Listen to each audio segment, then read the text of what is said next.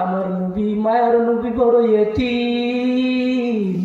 ও আমার কলিজার টুকরা যুবক, কেমন নবীর উম্মত হয়েছো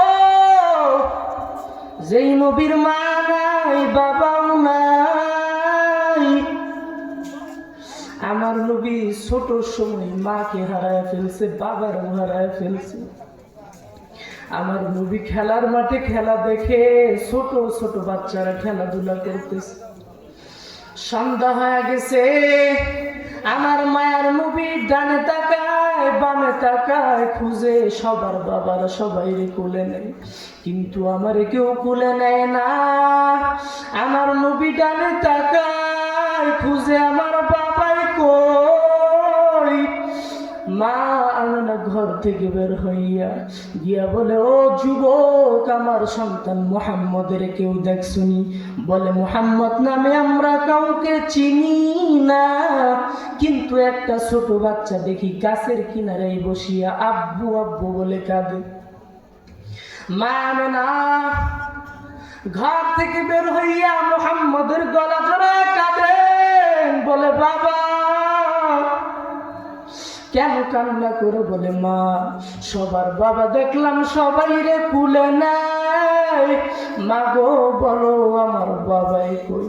বলে, তোমার বাবা 7 দেশের ব্যবসা করতে গিয়া সেখান থেকে আর ফিরে আসে নাই। বলে, মা গো বাবার কবরটা আমার একটু দেখাইবেন, আমার বাবার কবর দেখে আমি কলিজা ঠান্ডা করব। এবার মা আমেনা দাদা আব্দুল মুত্তালিবের কাছে গিয়ে রওনা হয়ে গেলেন। বলে, তোমার নাতি ওর বাবার কবর দেখতে চাই।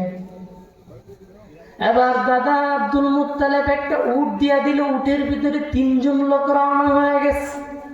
দাসী উম্মে মান মা আমেনা মুহাম্মদ সহ রওয়ানা। ওই 7 দেশের কবরের কিনারায় গিয়া মা আমেনা ডাক দিয়া কয়, ও বাবা মুহাম্মদ, ওই যে তোমার বাবার কবর। আমার মায়ের নবী উঠ থেকে লাফ দিয়া বাবার কবরের সামনে গিয়া হাওয়া করে চোখের পানি ছেড়ে কাঁদে আর বলে, ও বাবা, আমার মায়ের নবীর কান্নায় আসমান কান্না করে, জমিন কান্না করে। আল্লাহ কই, জিবরাইল জলদি করে যাও, যেই নবীর জন্য আসমান কাঁদে, যেই নবীর জন্য জমিন কান্না করে, ও জিবরাইল জলদি করে যাও, নবীরে ফিরাইয়া দাও, নবীর কান্না আমি আল্লাহ সহ্য করতে পারি না। এবার আমার নবী উঠের ভিতরে উঠে রওনা হয়ে গেলেন। আবওয়া নামক জায়গায় এসে মা আমেনার পেটেও বেদনা শুরু হয়ে গেছে। মা আমেনা ডাক দিয়া কয়, ও দাসী উম্মে আইমান, আমার সন্তানের আমার একটু কোলে দাও, একটু কলিজা ঠান্ডা করি, আমার শেষ বিদায়। ওইখানে মা